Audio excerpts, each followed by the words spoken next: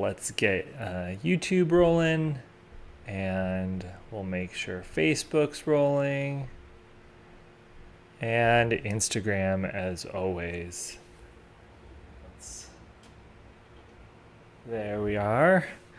And welcome to Porter Coaching Studio. My name's Chris Porter, and you're in my living room. Oh, I don't have everything set up. There we go. Now I've got my whiteboard ready to go. So if this is your first time, my name is Chris Porter. I'm an ADHD coach, and I'm doing 30 days of going live, or I have to eat this dog food. And the goal of this is to just share this group coaching program that I'm putting on. So today is day 14 of going live, which means I don't have to eat the dog food tonight. Hooray, that's a good thing. Let's put the sticky up on the wall. And I've been doing ADHD coaching for 2 years now, working with clients individually. And then I've stopped doing one-on-one coaching because my daughter was born, and I realized that I needed to find a different way to do this work that I love while still being able to be the stay-at-home dad raising her. And so I'm launching an asynchronous group coaching program where I'll be posting messages every day in the mornings, and then I can respond to people throughout the day as I put her down. And I've been working on the 7 focus habits for an intentional life for a while now. And so instead of continuing to just keep putting together and trying to organize everything, I decided to go ahead and launch it and put it out into the world. And so this is the way that I'm doing it. So today I wanted to share a little bit of my story of how I learned that I had ADHD and what life has been like for someone like me that had ADHD growing up. So I may use this, we'll see. But I was diagnosed when I was 6 years old, and I don't really know.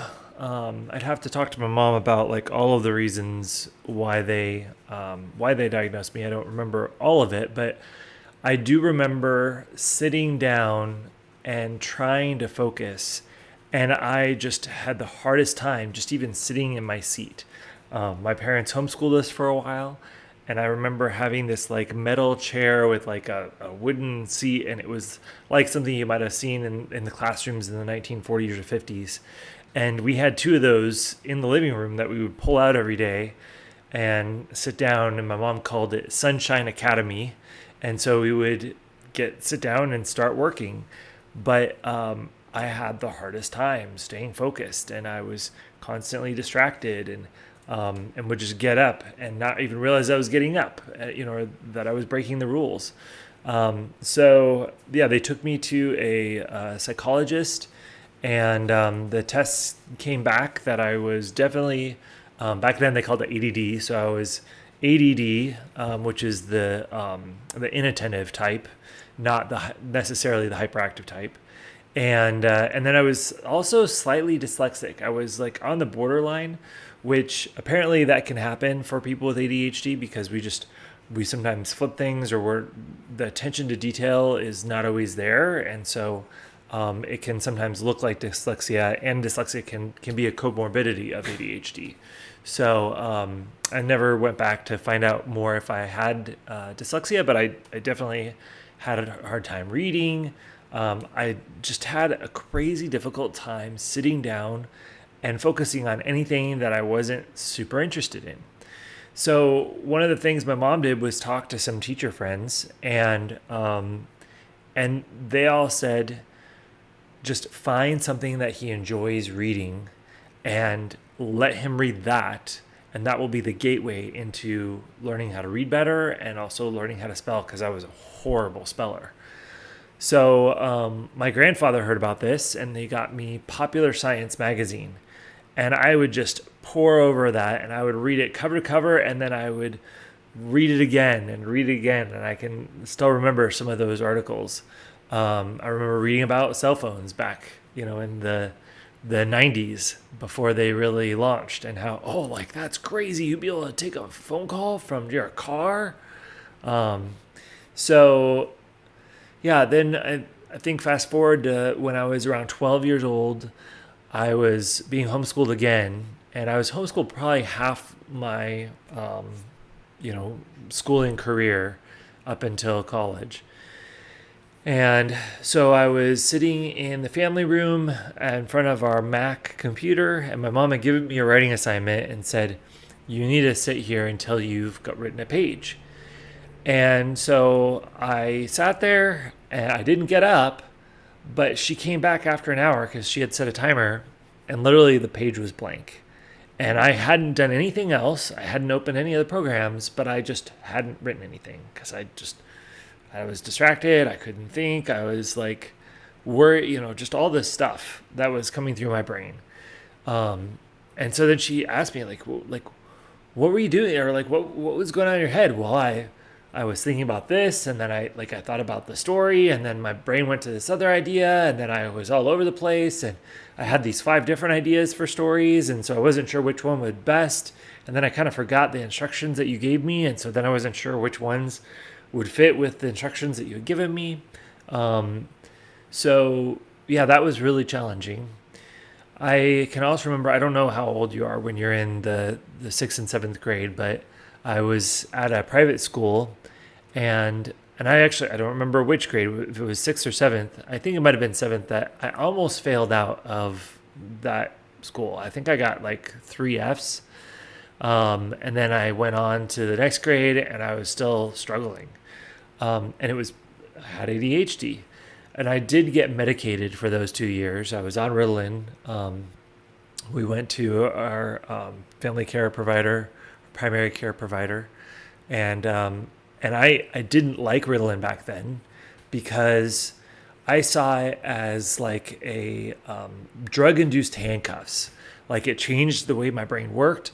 I experienced like super like it was great while it was on, but my brain was changed. I felt like a different person, and then coming down off of it, I hated that feeling. And then I had challenges sleeping at night when I was on Ritalin, and I think it might have just been the dosage. But I think after those 2 years, then they said, okay, well, we'll let you not be on it. And then I did locksmithing with my dad for 8th grade and then part of 9th grade. So I got to be in the back of our truck, and I would practice picking locks, and I got better at picking locks than him because I was great at tactile things, and I was good at like if my brain latched onto something and like, ooh, that's interesting, I want to learn that, I would hyper focus in on that, and I would just want to like do that all the time until I got bored with it, and then I'd move on to the next hyper focus and want to do that all the time. So yeah, picking locks was one of my hyper focuses. So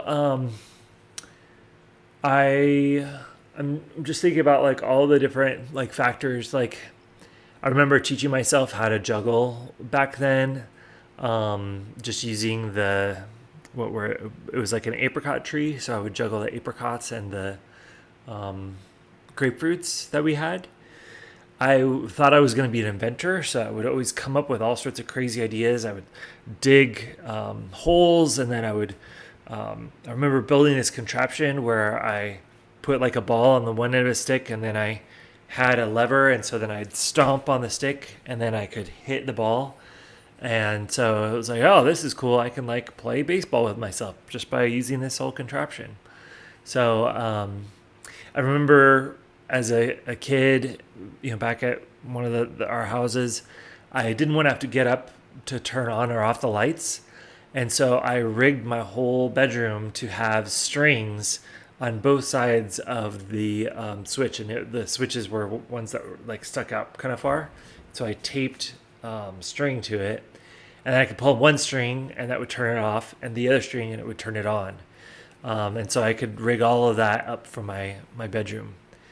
And I also did another one where I like had all these strings up above, and then I had a weight attached to it, and I would swing it, and then I had these glow-in-the-dark stars that I attached, some of them to the string and others to the ceiling. And when you closed the lights and swung the weight, it looked like some of the stars were twinkling and others weren't twinkling. So I think that like is part of my ADHD, where I would just hyper focus in on an idea that I have and just build and create. And so it's just very tactile and loved to learn new things and try new things if I was the one that came up with it. If it was something that somebody else telling me I had to do, then I didn't want to do that. So, yeah, I can, another time I can remember sitting around in a group when I was at Solang Tom Elementary, and all the other kids could do these math equations in their heads and then spit out the answer. And I was never one of the kids that could just do the math and spit it out.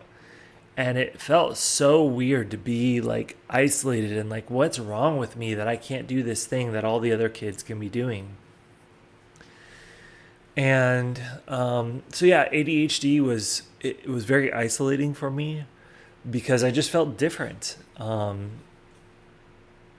were, when I was at that private school, there was one other kid that had ADHD, but he had the hyperactive. So he was ADHD and I was ADD. And of course, they changed the name in 1987 to where they're all now called ADHD with some subtypes.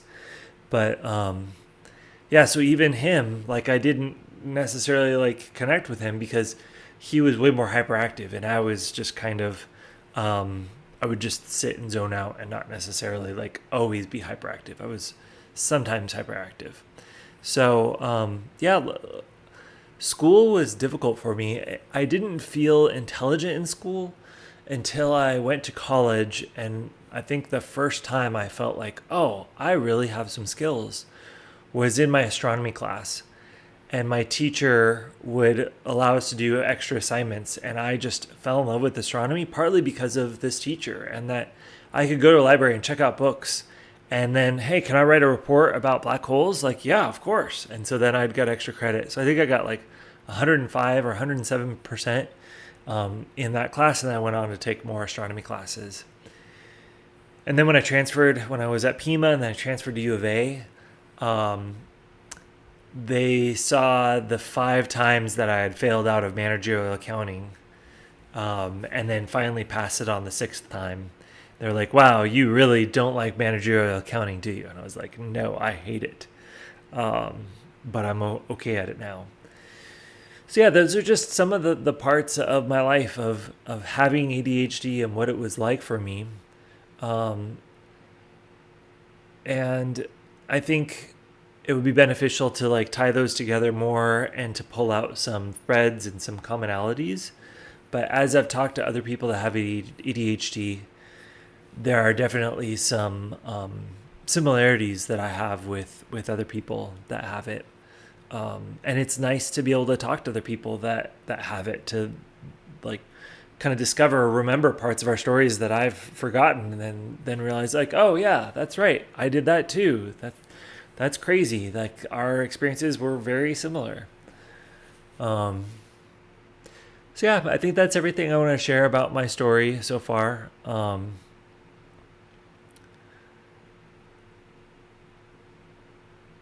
I'm working, I think because I go all over the place, I want to write out and script videos where I'm able to convey the point more eloquently and really share the takeaways from it, because like for this video, I don't feel like I'm necessarily connecting with you about it because I'm just kind of all over the place. But you get to see me in my natural form, but another part of my natural form is being able to geek out about writing an essay and pull out that experience. And really, Paul Graham talks about the fact that writing is thinking, and writing is a way of connecting all of these ideas that we have and then making sense of them.